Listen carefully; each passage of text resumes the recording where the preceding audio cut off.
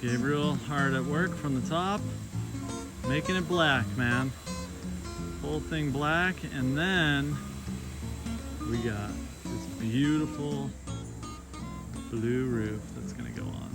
Navy blue, white underneath. Should be gorgeous. Tell me about the morning. What's happening today? Hey, what's happening? I'm going bald a little bit. I wonder why. Getting older, I guess. Stress. How's this? Oh my god, dude. The shards of metal you're putting into your hair. It looks fantastic. Looking good? Yeah, coif. All right, getting ready for a long day of painting. Right? I'm gonna turn black a little bit. I'm gonna wear long sleeves. Yeah. It's not gonna rain. No, but it's gonna look fantastic at the end of the day. Fantastic. Check this out. So nothing but paint today. No tools Nothing. needed, just painting supplies. Yeah. All right, let's check out where we're at and where we're gonna get to at the end of the day. So down at the job site here at Paradise Lodge is looking pretty good. Yesterday, before the rain happened, Gabriel did a bunch of painting, climbing around on top, and today just more paint. I'm gonna go to the hardware shop and I should get the ceiling material. So PVC ceiling that goes on the flat top up here. The flat one where that big black bar is, there's a flat. There goes a PVC top that you'll see from the inside, and then the blue sin on top of that. And then way up top, all the blue sin across the entire Rad Pad, and we'll have shade, drainage, and airflow. All right, yesterday, right down here, I think that tree is where that puma climbed up. So I'm gonna go down there and try and find the claw marks in the tree. I wasn't able to get the shot, which I'm really bummed about. The animal it had was down there. Somebody's probably missing a little white dog. That's what it looked like. It was down there. It dropped it, and then it ran up here and then went up that tree, looked at me, and then fucking took off super fast. But I'm gonna go down there and see if I can find those marks. So I'm not sure if this is a smart idea to go down here looking for tracks of a cougar. I don't know if it's called a cougar. I think it's called a puma because it was big and black with a long tail. But I don't know much about wildlife in Costa Rica. Ooh, it's fucking slippery. Ow! Fuck! Oh, that sucked. Can you see the spikes, dude?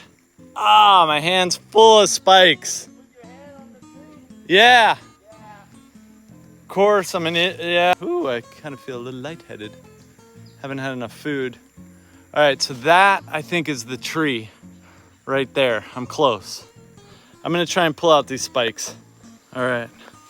So I got the spikes out of my hand. That sucked. Now ooh, look at that bug. This is a cicada. So this is where that sucker was. And it climbed up this tree. I'm just watching out for other shit I don't know about. Somewhat of a city boy. I got no business down here. All right, so when its claws went in this tree, it was so loud. It was like, so I'm positive that I'll be able to find where the claws went in the tree. It's hard to tell which tree it was now, but I think it was like right here. There should probably be some footprints. Any footprints here? And then it ran up there. So I think it was that tree right there. So we're looking for any big claw prints. And it was like, it went on the side. And then it was up. I think that tree right there. Man, it's hard to tell which freaking tree it was. Oh, right there. That, I believe, I'll zoom in, see if we can see that. That looks like it right there.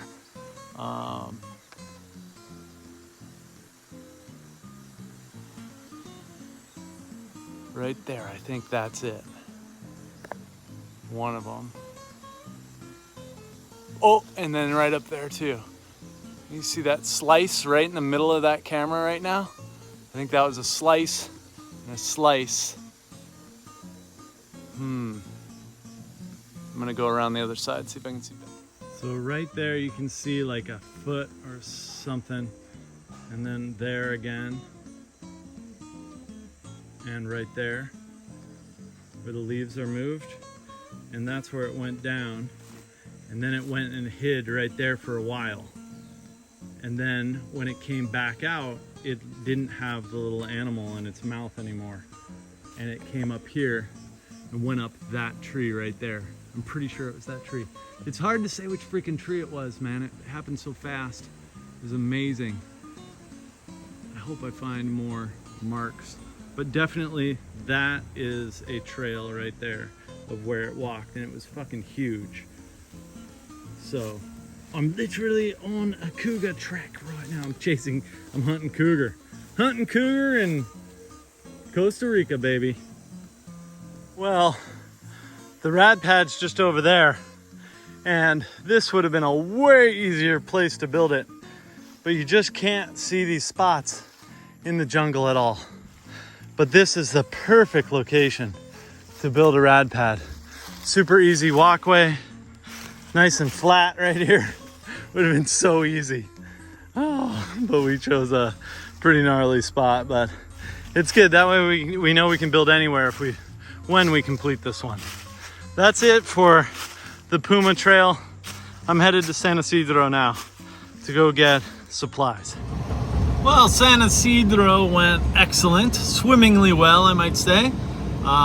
Fritz needed to pick up his car from the mechanic, so we picked up his car, and then we went and got the laminate that we need for the ceiling so that Gabriel can keep on working. He's back finishing the painting right now, but we strapped that to the roof of Fritz's mobile right there, and it's 6 meters long and it fits on there pretty good. So we'll be back and hopefully installing those today and then getting the roof on, and holy shit, it's gonna be done. That happened perfectly. So 6 meters of PVC for the ceiling on the Land Rover. Let's see how Gabriel's doing. There it is, man. It's disappearing. Almost completely blackened.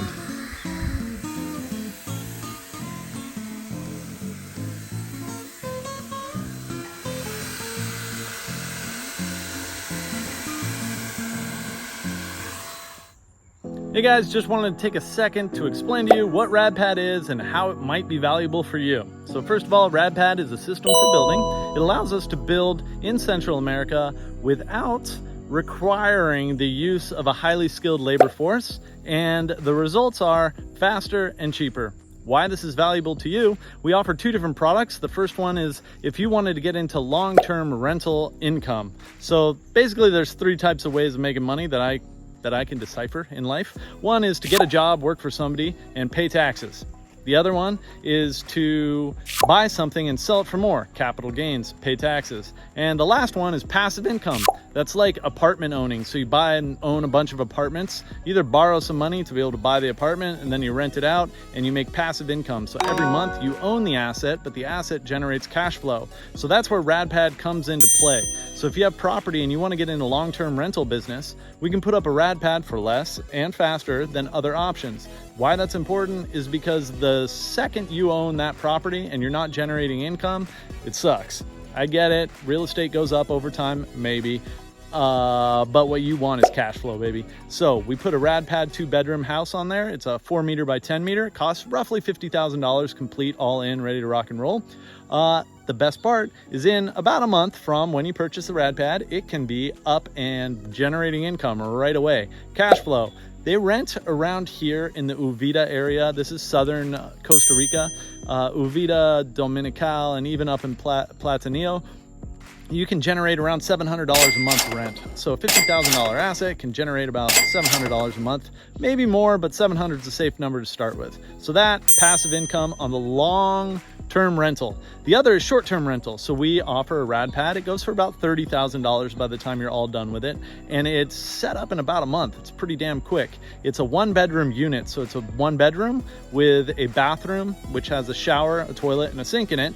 Pretty basic, super rad though. Now this one is about 3 meters by 5 meters, and short-term rental is another game. So in this area that we've found, there is a peak season, and the peak season is about 4 months. And in that 4 months, it is damn hard to find a place to sleep in Dominical. Let me tell you what, that is challenging. I have almost had to sleep outside because I could not find a place to sleep in Dominical in the past 4 months. So if you are a resort and you want to maximize your peak season, Rad Pad can come in and boom, put up Rad Pads, extra beds, and they'll rent out over that 4-month period. And the rest of the season doesn't really matter, because if you can rent it out for 4 months a year, you're about 30% occupancy. The ROI on a $30,000 investment is pretty freaking rad. So that's the short-term option if that's something you're into. Or if you have a house and you want to have an Airbnb on the side of your house, you can pop a Rad Pad, 2 or 3 or 5 or 10, whatever you want. That's how Rad Pad can be valuable to you. If you'd like more information on how they're built and really anything to do with Rad Pad, check out our website. It's radpad.com, or check us out on social media if you want to watch the Rad Days.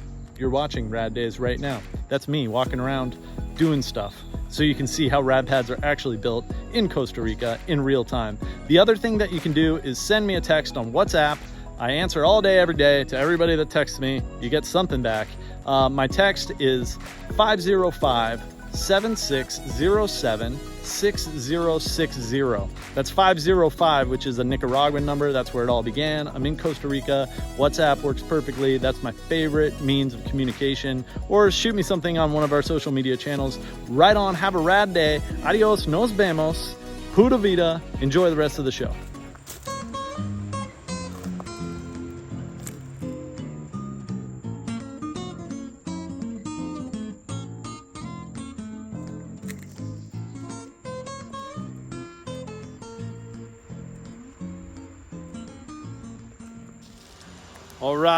All right. It is looking fucking sick. Look at that thing, that black beauty just sitting right there in the jungle all by itself, saying, I'm almost ready to have a floor put on me, and wall panels, and windows, mirrors up top. Oh, she's gonna look good. I can't wait. We're gonna go ahead and paint the bottom too, so everything gets blackened out, but that can happen after the floor goes in. It's not really a rush. But we needed to get this done. Look how good that looks. That's sprayed on matte finish, water-based, anti-corrosive, specialized paint for galvanized steel. So it's like, it's gonna stick so good for so long. And then we might do a satin finish on it now. I'm not sure. He probably doesn't want me to walk on there. And then I don't think it needs another coat. He did it super thick. Gabriel's really good at everything he does. That's what I've learned about him. So he did a really good job. It's probably the only builder I've ever had to not really look. Like when he says he did it, it's like, oh, he did it. Fuck, it's beautiful. Absolutely beautiful. And then it's gonna have a white matte up top where you'll see those beams right there, the ones coming across, these big 3 beams. So there's 1, 2, 3, then the bathroom, 4 and 5. So you see those beams with white matte PVC finish on top. And then on top of that just goes that blue galvanized steel with the heat. Wow, it's just an amazing product. And then above that, there's another metal roof up above. And that's on an angle, so it's giving the drainage, but also the heat does this thing where it can evacuate. It's amazing. And it's so simple. And then we didn't cut the tree. Look at that. We saved you, tree. We saved you. Just please don't fall on the house. Hope it's not gonna. It can't. Probably not. Most likely it's gonna stay there forever. All right, so this is gonna be, you're gonna see massive change tomorrow. Tomorrow's a big freaking day. The roof's gonna go on, and then we'll be in the shade, which is gonna be really cool. Ha! And then the floor, so we don't have the floor of death. Right now it's the floor of death. One slip and you're not gonna have any need for a bisectomy. That woo, is freaking rad, I think. I hope you think it is too. This is the last time you get to see it without more stuff on it.